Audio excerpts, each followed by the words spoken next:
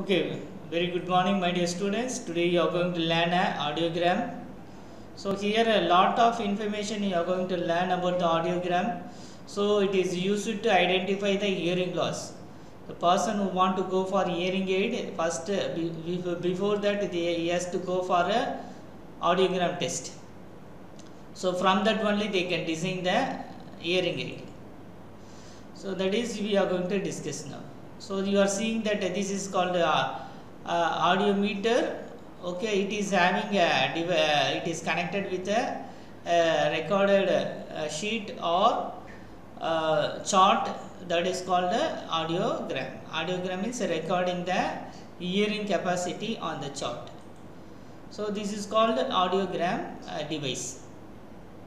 So here what you are seeing here, the audiogram, how we are going to discuss means, so here the audiogram is a chart of hearing sensitivity with a frequency chart on the absentia and intensity on the originate. So you are seeing in the diagram. So the intensity is the level of sound power measured in the decibels, and loudness is a perceptual correlated of intensity. So this it is telling about the technical term. So here what they are using means for threshold testing intensity, the decibels are measured in hearing level. They are calling as a hearing level as HL, which is based on a standardized average of individuals with normal hearing sensitivity. So that is the HL, that is called the hearing level is not equivalent to the sound pressure level, that is called SPL. But the American National Standard Institute, that is called ANSI, has defined the relationship between the SPL, that is called the sound pressure level, and HL, that is called the hearing level for each audiometry frequency. So this is provides 250 to 8000 Hz. So here audiogram we can say that it's a low pitched sound. So low pitched sound means what is the low pitched sound? That is 250 Hz I told. So example is the sound is coming in the middle C on the piano that have the frequency sound of 250 Hz. So high pitch sound can reaches up to 8000 Hz. So pitches are particularly important for speech. So most vowels are low pitched sound, whereas consonants such as S, T, F and sh, sh are pitched, high pitched sounds we can say.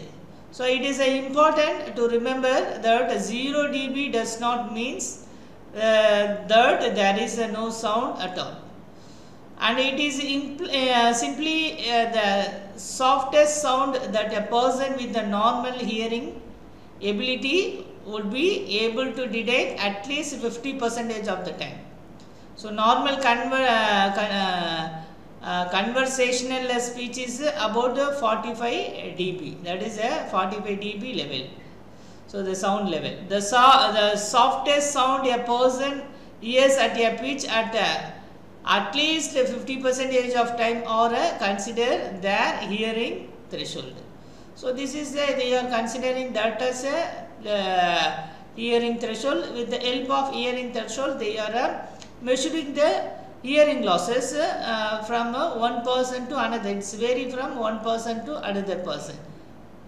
That is one we are going to see. Now we'll discuss about first the frequency related information. So we know that the frequency is a cycle per unit of time, and pitch is a perceptual correlated of frequency. So here the frequency is measured in terms of Hz, which are a cycle per second. That's why the what we can say the pitch is they are considering as a perceptual correlate of frequency. So pitch is a perceptual correlate of frequency. That's why they are measuring in terms of Hz. So usually frequency of 250 to 8000 are used in testing, because this range represent most of our speech spectrum, although the human ear can detect the frequency from 20 to 20,000 Hz. So everyone knows that. So some children can detect even higher these 20,000 Hz also. So in this case we'll see that another one, that is called pure tone average. So here the very important another parameter is called pure tone average in audiogram. So pure tone average they are mentioning as a PTA is average of hearing sensitivity at 500, 1000 and 2000 Hz. So this is this average should be approximately to the speech, and that is called, they are calling as a reception threshold, that is named as a SRT. So that should be within 5 dB. So the speech detection threshold, that is called, another one is called STT, that should be within 0 to 8 dB. So if the SRT is significantly better than a PTA, that is called a bone tone average, the possibility of a pseudo hypoacusis should be considered, that is. And if the PTA is significantly better than SRT, the possibility of central involvement should be considered. So this is another one. Okay. Now we are going to see the audiogram once again. So now we are going to see the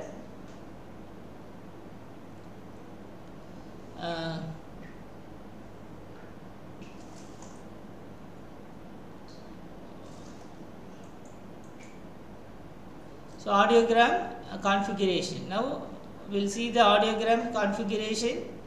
So we will discuss that one. Okay. So what is the audiogram configuration? Audiogram configuration I have been given in 3 types of configuration. One is a slope type configuration, second one is a rising type configuration, third one is flat type configuration.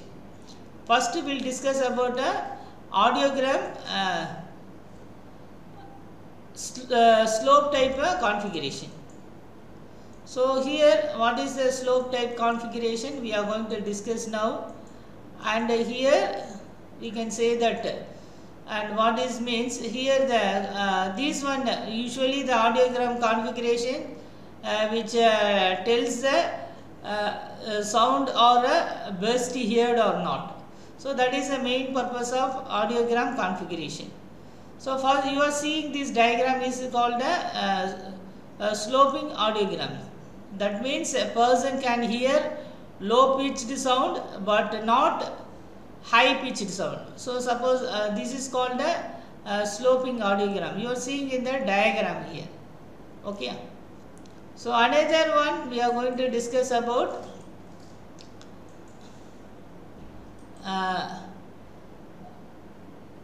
audiogram rising configuration. So here audiogram rising configuration means it is an inversely rising configuration that shows the high pitch sound can be better than heard than the low pitched sound.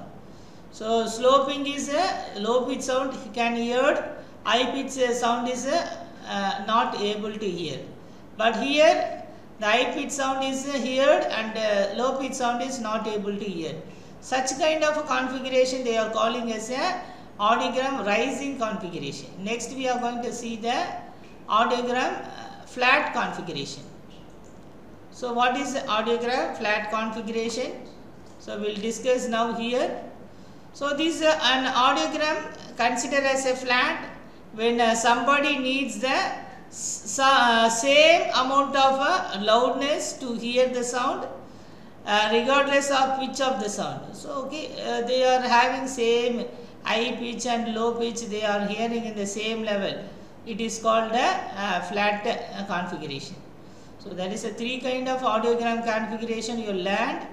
One is a sloping configuration, second one is rising configuration, third one is a flat configuration. Okay.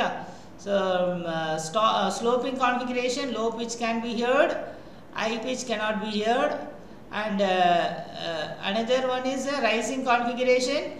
High pitch can be heard and low pitch cannot be heard. Flattering types, high pitch and low pitch both are heard in the same manner. So here you are seeing here what is that's why they are measuring the normal hearing. Okay. So you are seeing the diagram first, that the audiogram which shows the hearing threshold within the normal range for the left ear. That is the white area represents the sound that our person would not hear, the white area, and softer than there are thresholds. And the tan area which indicates all of sounds that the person would be able to hear, that is called louder than the threshold. So this is the one you are mentioning in the all the configuration graph. So now we will go for a conductive hearing loss audiogram. So here this is audiogram is used for measuring the conductive hearing loss. So what is the conducting hearing loss? You are seeing in the diagram here. So here this one what it is indicating. So it shows the conductive hearing loss in the left ear. The white areas represent the sound that our person would not hear, softer than their thresholds, and the tan area indicates all of the sounds that the person would be able to hear, so louder than the thresholds. So conductive hearing loss occurs when the outer or middle portion of the ear fail to work properly. Okay, the sound is blocked from their transfer to the inner ear at the normal intensity. So the conductive loss are often treatable with the either medicine or surgery. Okay. So another common causes of conductive hearing losses are fluid buildup in the middle ear or wax blockage in the ear canal. So children are more likely to have the conductive losses than the sensory neural hearing loss. So that is the one. Okay. Now we are going to discuss about sensory neural hearing loss. So second loss also we can measure with the help of audiogram. What is the second hearing loss? That is called sensory neural hearing loss. So we will discuss that one, sensory hearing neural hearing loss. So this is the audiogram. That is, we can with the help of audiogram only we can measure that. So audiogram which shows the sensory neural hearing losses in the left ear. The white area represents the sound that the person would not hear in the bracket. That is shown. That okay. That you are seeing that, and the soften their threshold, and the tan areas indicates all of the sound that the person would be able to hear. So that is louder than their threshold. So sensory neural hearing losses occurs when the inner ear or actual hearing nerve itself became a damage, and about 90% of all people with the hearing impaired are in this category. Okay.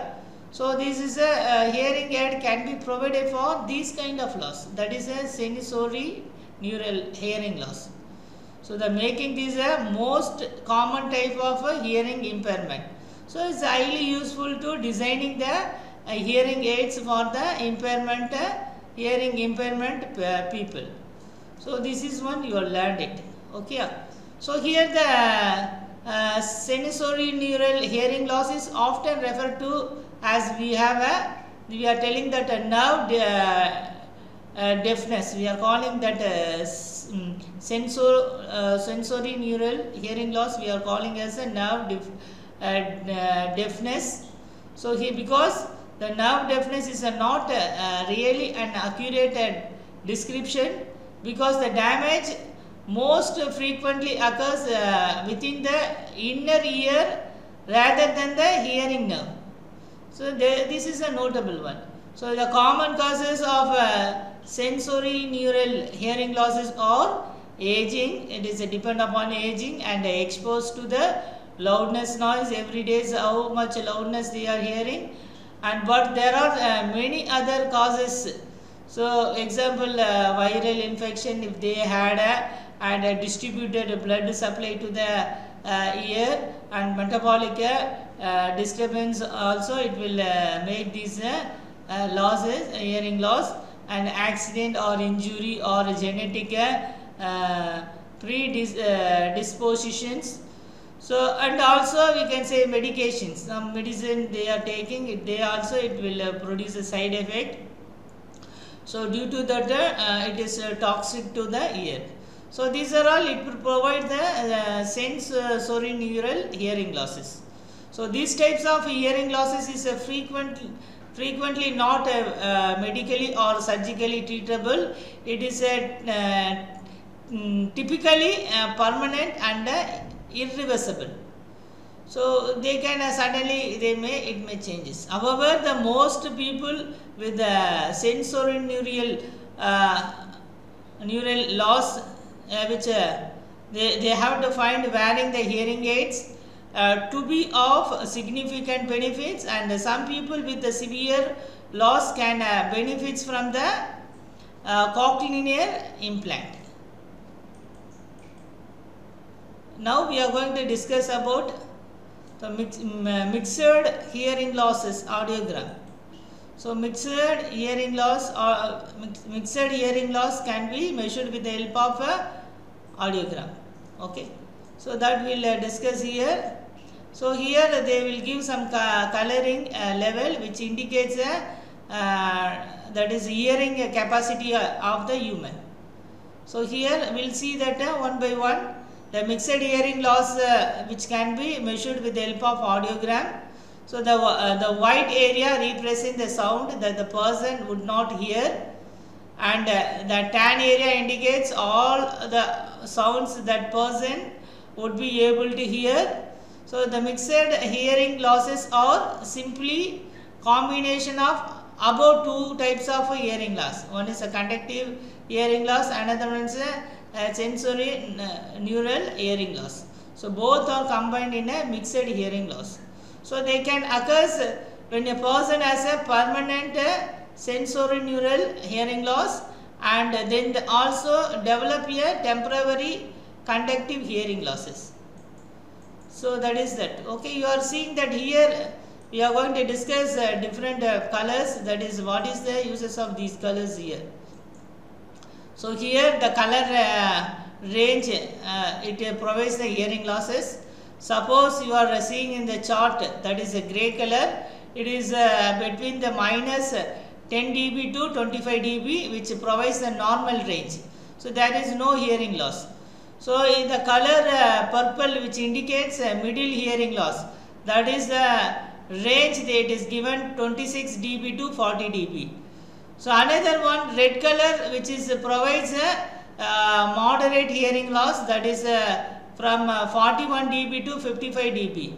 So another color, that is green color, it is indicating the moderately severe hearing loss, that is level is hearing loss level is 56 to 70 dB, and the yellow color indicates the severe hearing loss, that is 71 dB to 90 dB, and another one, blue color, indicates profound hearing loss, that is over 90 dB. So these colors is easily indicating the different types of hearing loss related with their intensity, hearing capacity sound, and so that you are seeing here now. So this is that. Okay. So thank you for listening this class. So we'll see it in next class.